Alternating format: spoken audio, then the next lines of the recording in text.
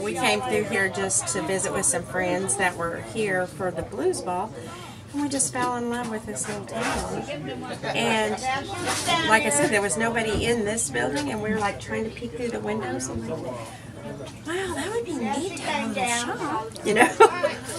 And then we went home. We lived in Chickasha at the time. Oh, wow.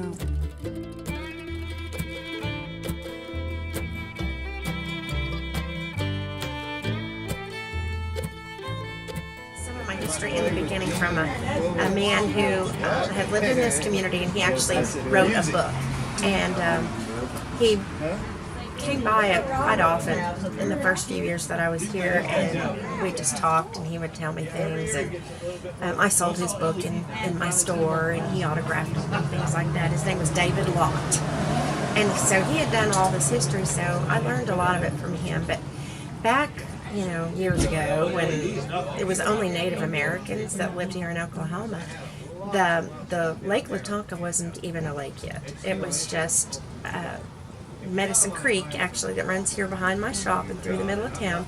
It goes through the lake and on through the refuge, the wildlife refuge. Well, to make Lake Latonka, of course, they dammed up the creek because it is a spring-fed creek. And so before the lake, this little corner of our state was the winter grounds for a lot of different tribes. And because down here we get the least amount of snow, and it's usually drier and warmer. Sometimes we're 5 or 6 degrees warmer than it is in Oklahoma City, you know, just most of the time. And so there would be like thousands of teepees where the lake is now.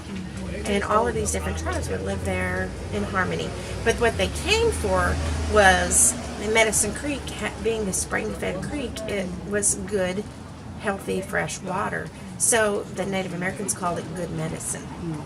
And so that became, I guess, a known thing that this little community had good, they called good medicine, had a spring running through it. And so Elmer Thomas, who was a lawyer at the time, but he later became a U.S. Senator, he discovered or heard about this place in Oklahoma that had, you know, healthy water. So he developed this little community and made it a resort, health spa resort town.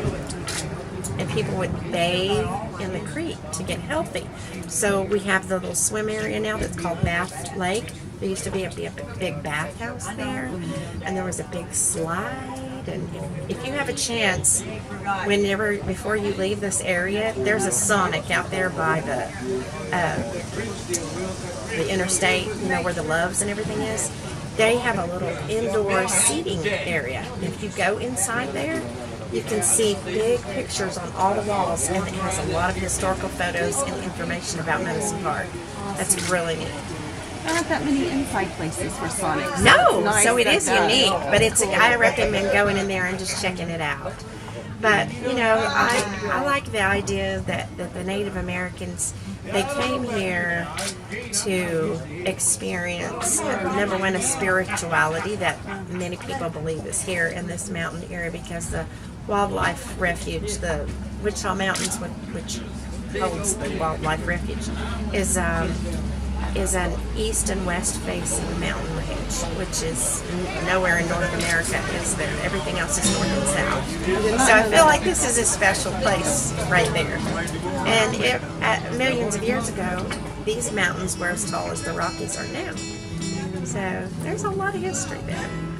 I can honestly say that we've made a lot of friends here. Cool. A lot of friends that Tell me we've about these made. people. They're locals. Those are all locals. Are they all locals? Yes. And is this one of their settling places? To stay Absolutely. every year? Yeah. All the time. Do you ever join them? Yes. Yeah. Much of the time. Yeah. For the fire pit. Uh-huh. Who's on the guitar? That is Gene. He's a local guy.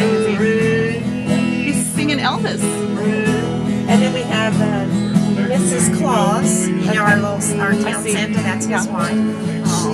She's an elementary school teacher, so we have that in common. Was she one of the ones that had the tractors? Did we see her? She was down